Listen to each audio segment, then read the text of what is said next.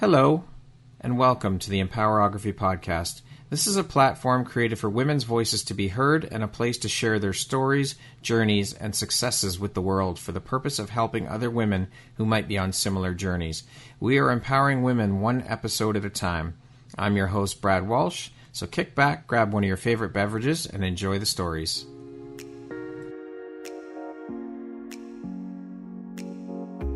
Are you an author, speaker, coach, or entrepreneur building a brand in today's very crowded marketplace? How do you stand out? Join me on September 27th and share 97 minutes of your time for just $97 and learn how to empower your brand message and shine as a guest on podcasts. iHeart's doing it. Spotify's doing it. You should do it too.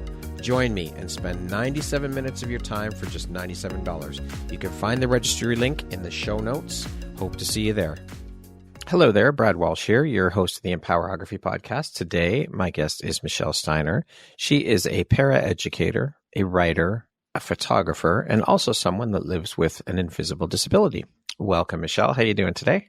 I'm doing great. How are you? I'm very well, thank you. Thank you so much for taking and making the time to be here with me today. I'm really excited to have you on the show and to get started, jump in, share a little bit about who you are and the beautiful light you put out into the world through the work you're doing. With that being said, let's get started.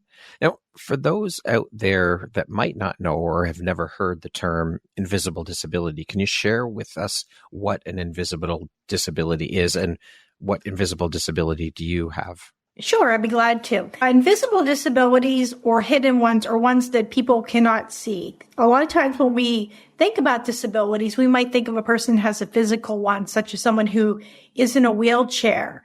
But there are some disabilities that people aren't able to see. I have ones that people aren't able to. I have a learning disability called Dyscalculia, and that is a learning disability that affects how I'm not able to understand how numbers work. They can also affect my right and my left. I can confuse those a lot too, and I can't read the face of a clock. I also have limited hand dexterity in both of my hands. We didn't find that out until I was an adult. And that one is somewhat something that people can see. It's quite 100% hidden. Sometimes people can see that my hair, I struggle with just the dexterity and with my fine motor skills. And I also have visual perception issues that affects my brain, not my eyes. Okay. Now, how has living with a hidden or invisible disability shaped your identity and your outlook on life? A lot of how it has shaped me is, I used to wonder whenever I was really young, how is this ever going to be useful? And I thought life was always going to be difficult. But little did I know that having a disability was going to create in me empathy, patience, and a desire to help other people through that. And I've just seen so many good things that have come out of that. Beautiful. Now, what are some of the biggest challenges, would you say, that you face due to your hidden disability, and how have you managed to overcome those? Sure. Some of the biggest challenges have been not being able to drive with my visual perception. I am not able to do that. I think what has helped me is I have a great support system. My husband, Ron, can take me to work in the morning, and I have a wonderful coworker at the end of the day that takes me home. I also live in a central location. It's a small town, but we still have buses for the essentials, and I'm able to walk to where I need to go or take the bus. And actually, I love being able to do that because I get to take pictures of beautiful flowers that I would miss if I didn't have that opportunity. I also have my math can be really hard too. I do work in a school, so all the kids know that do not ask me to help you with math. Yeah, exactly. And that's one of the things that I have to do. If I'm out, I cannot total how much I'm spending at the store. It's always a surprise when I get to the register, which I'm sure it is with everybody at this point. Yes. Yeah. And one of the things I'll do is if you give me a credit card or a debit card, it can be really hard. It's an abstract concept, so I don't know how much money I'm spending. But if you give me $20, I can go into the store and I'll have a range of what I can spend on. It's not 100%, but I can just see the dollars disappearing and the quarters and just everything. And I have an idea of what I'm spending. It can be hard for me with giving a tip when I'm in public. I don't know how much that is. Thankfully, we have tip calculators on phones, and yes, that helps. Sure. I can't read an analog clock, so my Fitbit and my cell phone are great for that. And a lot of the appliances we have in our house are also ones that have the digital display on them. And that's very helpful. I also, with the fine motor skills too, my handwriting is also very not the neatest. And I can remember when I was in school, a lot of people thought, oh, you must just be just not careless or not being neat. But it turns out that's one of the things that I struggle with. And one of the things that helps is when I learned how to type, because people could understand what I was saying, what I was feeling. And that just changed my life. And sure. I can remember I had a peer that's told me, oh, if you want to be a writer, you have to be neat. And to this day, I have never had an editor ask me for a handwritten piece. Everything has been typed. Yeah. It can be hard for me to open up jars and lids, and I have equipment that I can be able to do that with. I also can find it hard to zipper things or with buttons, and it's also hard for me to unlock doors. That was the first thing that I wrote about. And I've been given some equipment from a place called TechAl out of Temple University in Pennsylvania. And they gave me things to help button, help zip. I haven't tried those yet, but they also gave me a thing for my key, and it helps me to be able to unlock the door. And I'm able to use that. Awesome. That support system is key with everything, with the tools you get, with family, friends, all of that stuff. It's absolutely integral. So it's wonderful that you have that in place. What are some common misconceptions about hidden disabilities, and how do you work to dispel them? A lot of times people, when I tell them I have a learning disability, they will say, you don't look like you're disabled. And just because people are so used to those physical disabilities that they can see, that it's hard for sometimes people to understand. And especially if I need an accommodation at work, or I get a new teacher that I'm working with, or new staff, sometimes it's hard when I go in and I say, I can't do math, and they'll look at me and they'll say, why can't you? And I have to be able to tell them that.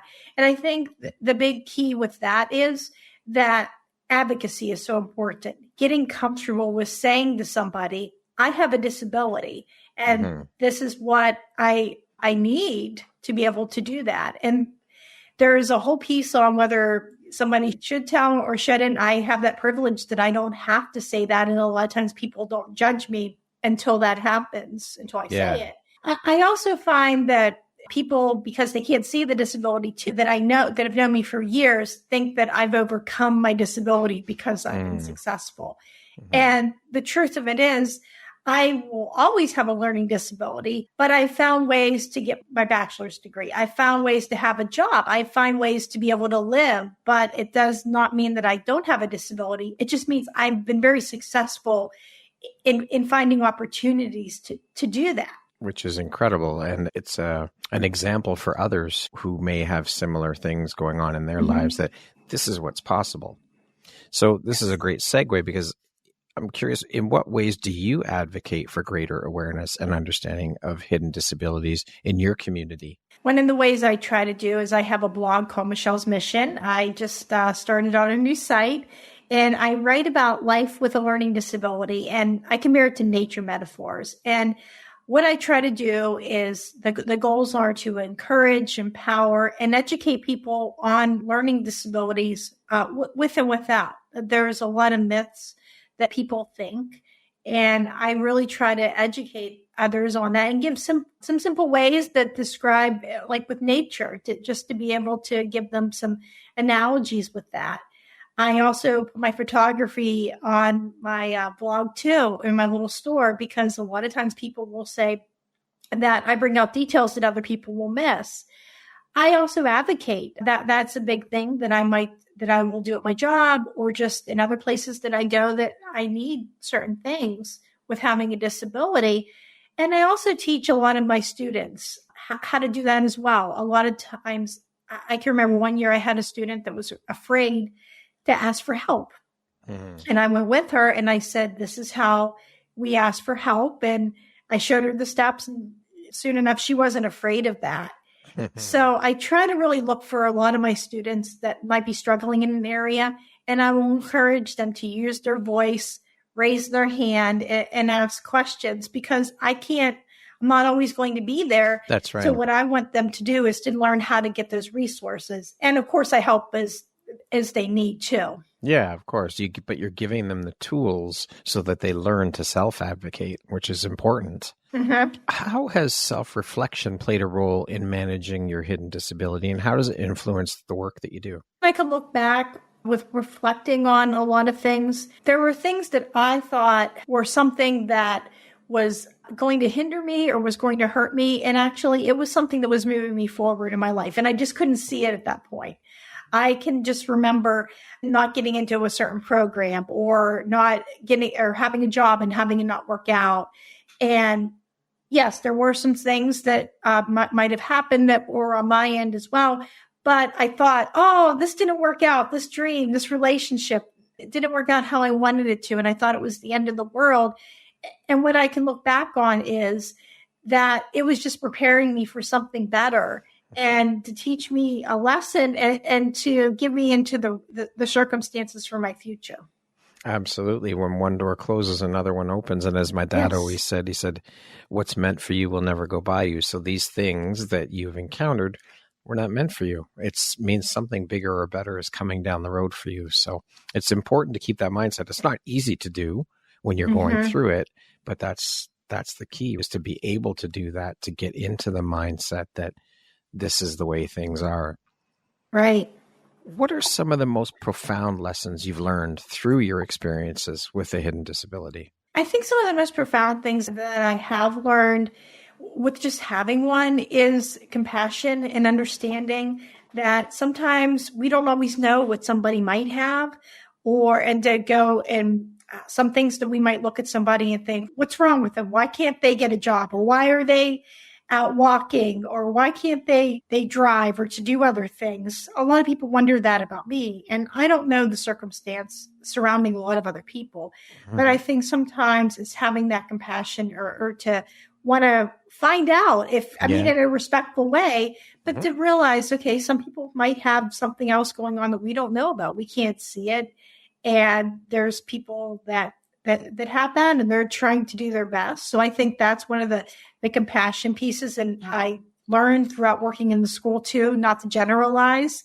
I think that was a big thing too, because sometimes we get these ideas about somebody before we really get to know them. And sometimes that's true, but sometimes it's not. And I think it's that just not jumping to conclusions and looking at the situation for what it is.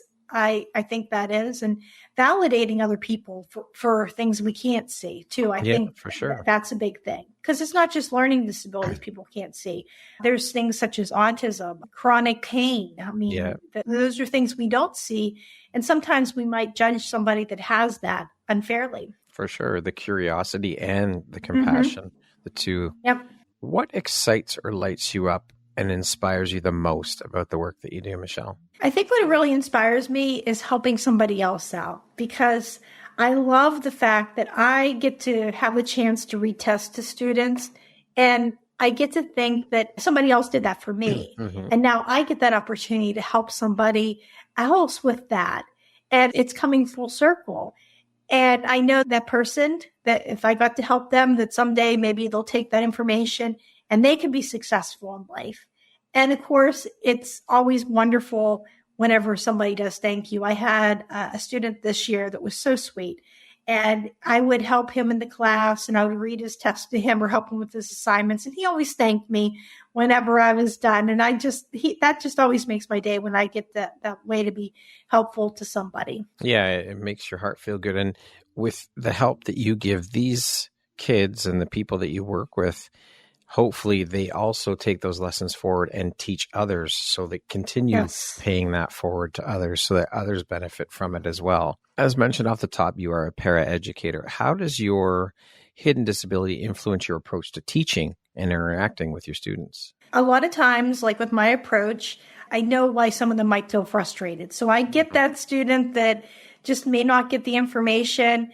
And I can remember I was in a class this year and they were doing math despite being told, hey, I can't help out, and just feeling really useless. And I remember looking up at the ceiling, and I just asked, and I'm like, why am I even here? And somebody said, the student's crying. And I went over and he was so frustrated with the math.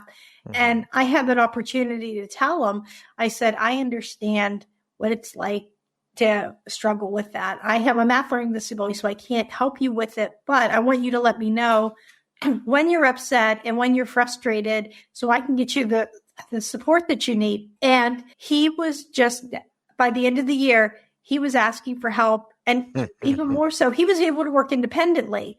And I think that made a difference with just showing that I think sometimes I'm pretty honest about having a disability and what I can and what I can't do. Yeah. And I just try to do that with honesty. And I think humility is another thing too, because a lot of times people will come, especially kids, they think, oh, you're an adult, you can do anything. Yeah. And it shows that I do have some limitations of what I can do, but I'm still able to work and to be successful with having one. But it's also, I think it's key and so important that you're instilling the value into these kids that it is okay to ask for help. That you should be asking for help when you need it, because we have been conditioned for so long that asking for help is a sign of weakness. You're supposed to be able to figure it all out yourself. And that's not the way it works. So I think that's an incredible thing that you're doing for these kids by showing them that it's okay to ask for help and that we all need help at some point. And that's okay to feel comfortable with that. In what ways do you think your personal experiences have enhanced your ability to empathize with and support students with their own challenges? I think I'm able to understand them is a big component, because a lot of times I feel like it's a recording of myself in middle school or even elementary school. I often hear students say, I hate having a learning disability. It makes me stupid. And I get to be that. I said those things about myself when I was that age. I know what it's like to go in and be scared and to say things like that. So I think one of the big things is I get to be that reassuring voice that tells them, you're not stupid. Your brain is wired differently and you can do this. And I know how hard it is. And I also think that it gives me a respect with them too. In some ways, I can remember I had a student, his backpack was a mess and the teacher wanted his assignment to be out and he couldn't find it. So one of my jobs is I go inside backpacks and I retrieve papers. I'm usually pretty good at doing that.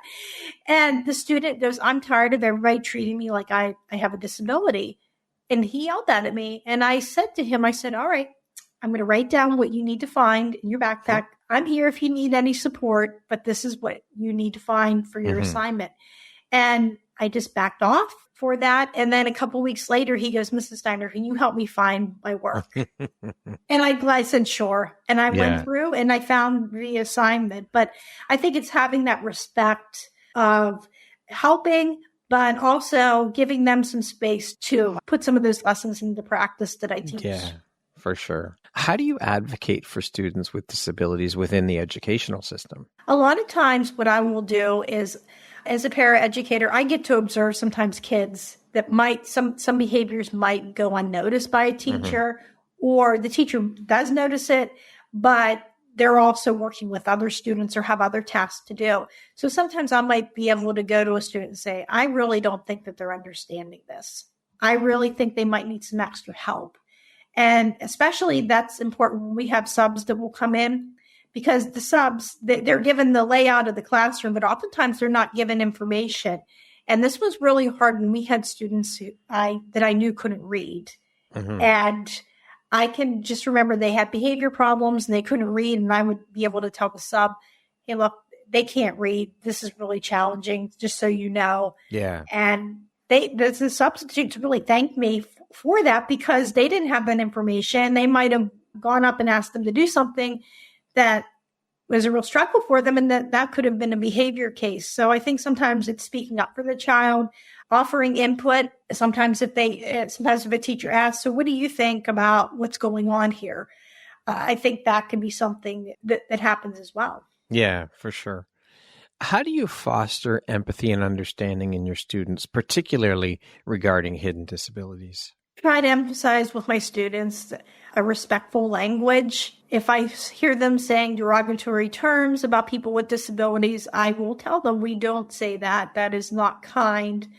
And I try to explain that can really hurt somebody's feelings if you say that. So I think that's a big thing. And I also try to tell them that there's people out there that have all kinds of disabilities, and that doesn't make them less of a person. And I always find it ironic. Some of the ones who are picking on someone that has a disability are the ones that I know have this whole IEP themselves. So sometimes it's just that gentle understanding and that education that I hope that whenever they leave, that they learn to be more inclusive and kinder people to those who have hidden disabilities. Yeah. How do you use your creative outlets to tell stories about your life and lives of others living with disabilities? I think one of the things that I do with that is I try to use some analogies like with nature. So I might, instead of just giving a general story about how I accepted my disability, I might talk about a flower blooming and the process that goes through and how that's how I accepted my disability. I might even use a butterfly because I love butterflies. That's another analogy of how my view of my disability has transformed throughout the years with all the life stages of a butterfly. So I really try to give some creative ways to explain what I'm saying too, and to put some imagery in that as well. That's beautiful. How do you balance your roles as a paraeducator, writer, and photographer? And how do these roles intersect for you? A lot of times how I balance that is I have a job where I'm at 5 days a week. I'm at a paraeducator. But after school, that's when I get that time that I can fill my cup with other things that I love to do just as much.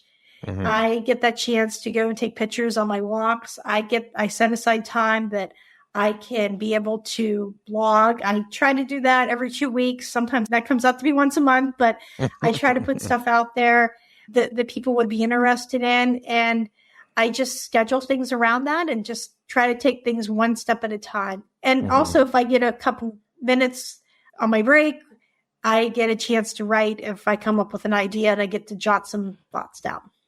Yeah, it's important to continue to foster your creativity and keep in that creative zone to give you that balance, but also to continue to improve your creative skills as well. I love it. Yes. As a writer and photographer, how do you connect with your audience on a deeper level through your personal experiences and artistic expressions? I think one of the ones I try to really explain to people is I'll talk about like the process that because I can't drive, I pick up on details. I get that chance to stop and smell the roses. And I think that's one way I get to do that. And I also try to do it with being positive. A lot of times people will say, that's a really positive change on social media, because a lot of times people might get caught up in politics and definitely other important things that come and divide us. But sometimes if I can put up a picture of a flower or a butterfly or something else that's really pretty or something that I experienced, that's something that can bring people together and to share beauty in the world. So I try to do that.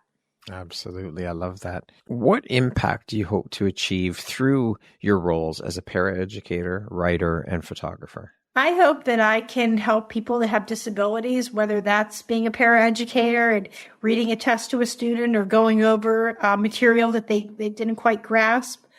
I also hope that I can help connect with people that have disabilities and be able to encourage them. A lot of times I'll hear from people that say, that's my story. And I thought I was the only one that had that. And I get to show them that they're not alone. And I get to share resources with them as well. And definitely with the photography, just to be able to show that there is beauty in life and especially in life with a disability. Now, what advice would you like to give to others either living with invisible disabilities or disabilities who aspire to pursue a career in education or maybe writing or photography? One of the first things I would tell them is to know what they want. That's a big thing to know. Is this something that you want to do? And to be able to find a way to do it. I think that's important too. I've had a lot of people that would ask me, well, why didn't you become a certified teacher? And I knew that wasn't the right path for myself to go on because of the taking tests and just some of the courses. But I knew I could do a paraeducator job and make a difference with that. And I also knew that I wanted to be a writer in some capacity. And I was just so pleased that came for me. But I would say if you want to write, or you definitely to look for places and that are out there and see what they're looking for to submit things to, and read the guidelines and find a place that matches up for what the material that you have and send it out. And the same with photography. Pick up a camera, try it out. Mm-hmm. I mean, you may not take pictures of flowers, but maybe you like to take pictures of buildings and just see what happens. The worst thing I always think before I submit anything, the worst thing anyone can tell me is no.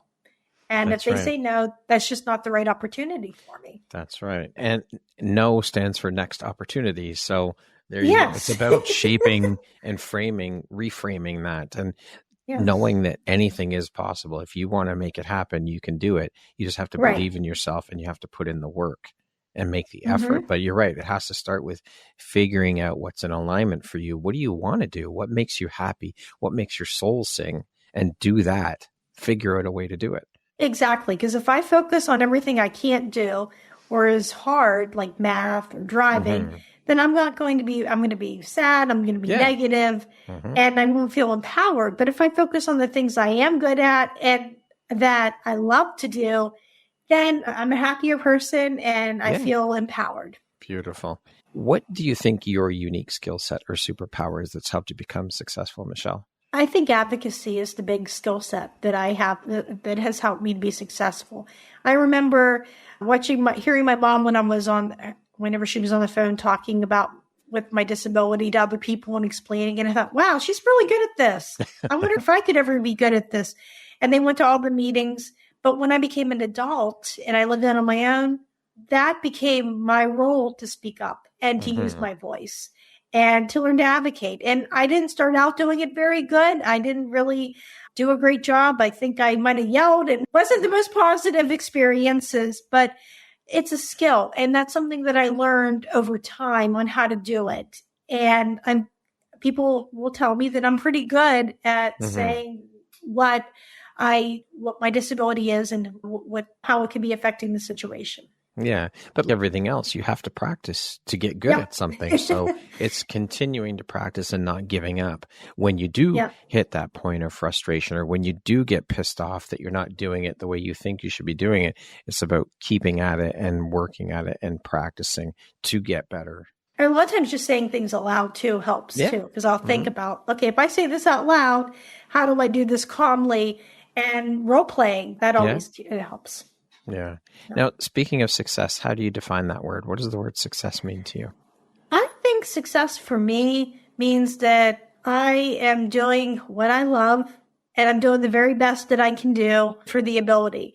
And other people might look at me and might think, oh, you could be doing more, or you could be doing better, or you should be doing this. And that's okay if someone thinks that. But as long as I know at the end of the day, I gave it my 100% and I love what I'm doing, then I'm a success. There you go. I love it. What does the word empowerment mean to you? I think the word empowerment means that I can be confident when I approach the situation, and I know that I can do a good job at it. I know that I can go and handle whatever that is. I can go and do that and do it well and enjoy doing that. I used to be really negative and I focused on the stuff that I couldn't do. But when I started focusing on the things that I could do, I was just so much more empowered. Your whole world shifted. Yes, it did. Okay, we're going to jump into a little rapid fire section here. So the next grouping of questions just be 1, 2, 3 word answer type thing, okay? Okay. How would you describe yourself in one word? I would describe myself creative. If you could be remembered for one thing, what would it be? Be compassionate. If you could teach the world one thing, what would it be? Acceptance. What is one thing you love about yourself that is not related to your physical appearance? One thing I love about myself is how I've pursued through adversity. If you're writing your autobiography, what would the title be? Chasing butterflies. That concludes our rapid fire section. Now back to our regularly scheduled program. I created a question that I did not send you ahead of time. So a little bonus question. If other people could use 3 words to describe you, what would you want those 3 words to be? I would want them to describe me as caring, compassionate, and empathetic. Beautiful. Who in your life has had the biggest impact on you and why? I think my parents have had the biggest impact on me in my life because they were the ones, whenever I was diagnosed as a young child, that they advocated for me and they fought for me. And they also never gave up on me in life. And I'm a success because of them. What aspect of your personality do you think has been the most helpful in your career? I think being adaptable, adapting to change, being adaptable to a different schedule. There is definitely not a day that is typical when you work at this job, and just kind of that adaptability and being able to kind of go with the flow. I think is something that I'm pretty good at. Okay. What is one lesson your career has taught you that you think everybody should learn at some point in their life? I think the most important lesson that I've learned is how to pick my battles. I sometimes have gotten into that with students that they come in and sometimes you might go in, especially in the beginning, and you just want to fix everything and you want to change everything and you want to go in and make them into sometimes a lot of a good person. Mm-hmm. And oftentimes you might be in a challenging situation with somebody. And I think sometimes it was just that learning to pick my battles. Do I really want to fight this battle? Or can we find a different way to do that? Or should this just be something maybe I don't pursue today? Mm-hmm. And once I learned how to do that, really helped me a lot at my job, not to get into unnecessary conflicts with others. Very important lesson. Yes. Michelle, what is your why? My why is that I want to be able to help other people, and I want them to be able to learn how to advocate. I want them to learn how to find success and just to find their unique purpose in their lives. What is one of your biggest failures, or we'll call them teachable moments, and what did you learn from it? I think one of my teachable moments is I went for a job that was in a field I shouldn't have gone into. It was at an office that I didn't have any experience. And when I was going in there, it was for a totally different job than I thought it was. And I can remember taking that position because everyone was like, yeah, you should take it. That's good. You need a job. And I knew that wasn't the right fit for me. And I went and I took the job, and it turned out to be a disaster. I made a lot of mistakes and I was let go. And I just think if I just would have listened to my heart or listened to that voice inside, I said, this really is not going to be something that's in your best interest, I would have saved myself a lot of hassle. Have you learned to trust your intuition more and lean into that more now? Yes. Since that experience? I've learned to kind of trust that a little more just to see how and how to communicate and not to just get into a job because it's a job. I mean, to really look into that and think, is this something that's a good match for me? But yeah, learning to trust my intuition, that's even helped me at my job too. Thinking about before I speak, that was another big one that I had to learn to do. And just to trust that things were going to work out. And that's a big thing. Yeah, for sure. If you had the opportunity to sit down and have a 1-hour conversation with one woman, any woman in the world, who would it be and why? I would probably just like with my grandmother again, because it's been so many years since they both passed, and just to have that conversation again. Yeah. If you could go back and give your younger self one piece of advice, what would that piece of advice be? I would tell my younger self that things were going to work out in the end. And it may not seem like it now, but things are going to work out. It's going to get better. It's going to get easier. You're going to be able to graduate college. You're going to have a job. You're going to get married. You're going to have a great husband, and you're going to be a published author, and you'll find your friends. Everything is just going to work out in your life. Beautiful. Lastly, Michelle, if you were to deliver your last 30-second speech to the world, your tribe, your corner of the world, your people, what would that last 30 seconds sound like? What words of wisdom would you impart? The last 30 seconds I would tell is that I loved everybody, and I just would love to thank them for everything that they have done and for the difference that they made in my life, and to go out in the world and to make a difference in the lives of others.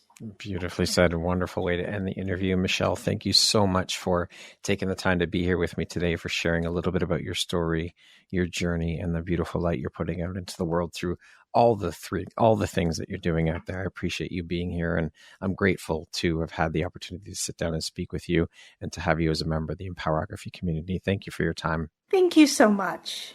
Once again, my name is Brad Walsh, host of your Empowerography podcast. Today, my guest has been Michelle Steiner. She is a paraeducator, a writer, a photographer, and also someone who lives with a hidden disability. Thank you so much, Michelle. I hope you have a beautiful rest of your day. Thank you. You as well.